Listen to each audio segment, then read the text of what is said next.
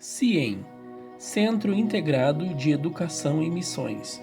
Você é vocacionado? Então venha estudar no CIEM. Deus chama e o CIEM prepara. www.ciem.org.br. Quando nós olhamos para as Escrituras, nós podemos ver que tem dois tipos de ministério. Em Romanos capítulo 12, nós encontramos o ministério de palavra e nós encontramos o ministério de serviço. Mas dentro do ministério da palavra, em Efésios capítulo 4, nós podemos encontrar 5 tipos de ministérios. O ministério de apóstolo, o ministério de profeta, o ministério de evangelista, de pastor e mestre. Isso significa que o pastor não é profeta, o mestre não é profeta, o evangelista não é apóstolo. Apóstolos e pastores, eles tiveram como seu ministério um ministério sem palavra de Deus por escrito. Eles estavam falando a palavra de Deus diretamente por inspiração do Espírito Santo. Mas quando nós olhamos para evangelistas, pastores e mestres, estes ministérios pregam a palavra.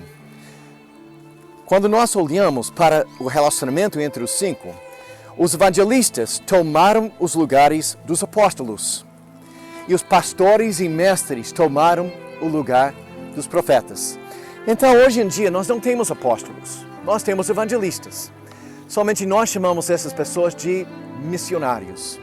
O papel do evangelista é levar o evangelho para onde nunca houve o evangelho. O propósito de pastores e mestres é ministrar a palavra de Deus dentro das igrejas. Quem tem a vocação missionária, biblicamente, é evangelista.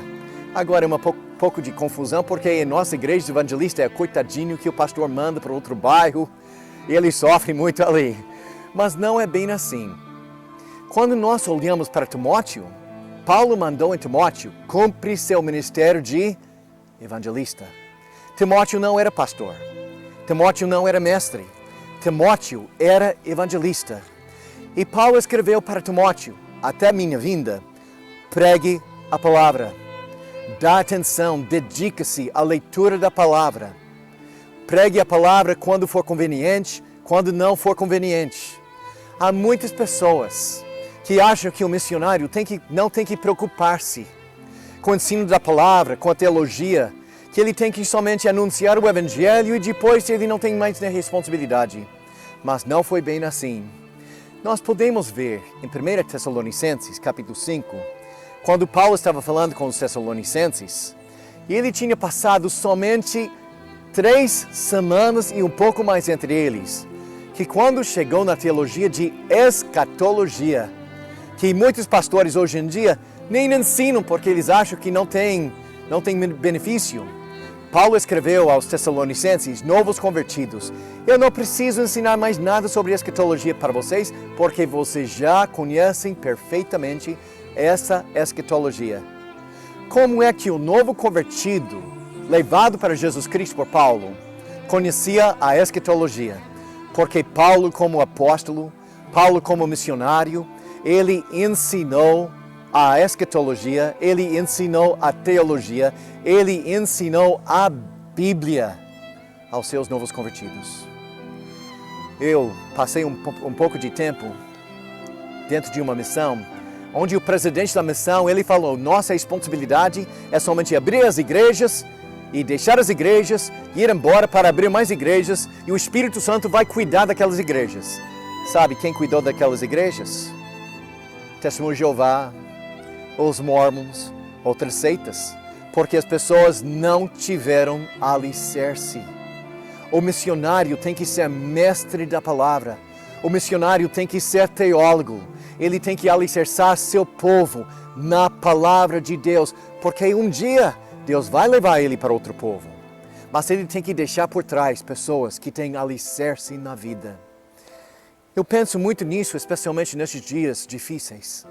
Tanto aqui no Brasil quanto nos Estados Unidos, quando nós temos muitos crentes envolvidos em coisas erradas. Muitas pessoas defendendo práticas que são fortemente e claramente condenadas nas Escrituras. E a razão por isso é que as pessoas não conhecem a palavra. Mas Paulo escreveu para este jovem missionário em versículo 16 de capítulo 3.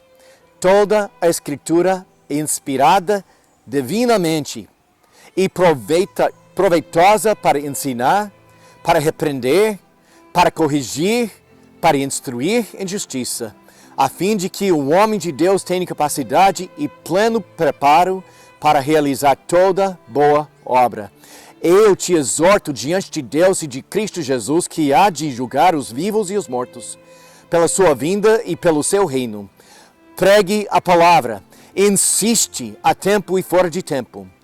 Aconselha, repreenda, exorta com toda paciência e ensino, porque chegará o tempo em que não suportarão a sã doutrina, mas desejando muito ouvir coisas agradáveis, ajuntarão para si mestres segundo seus próprios desejos.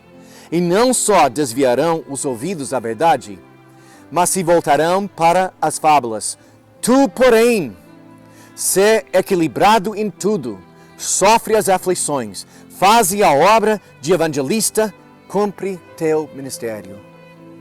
Meu amado, minha amada, chamado para ser missionário, chamado para ser evangelista, levando o evangelho até os confins da terra. Não pense que a teologia não é importante para você. Não pense que você não tem que ter um conhecimento da palavra de Deus. Você está colocando os alicerces do evangelho naquela cultura, e tudo que vem além e depois vai ser construído em cima da sua obra.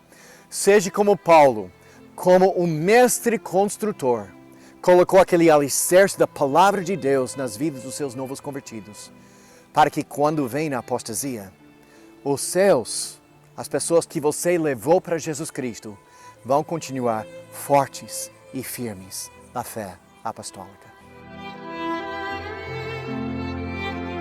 Centro Integrado de Educação e Missões. Você é vocacionado? Então venha estudar no CIEM. Deus chama e o CIEM prepara. www.ciem.org.br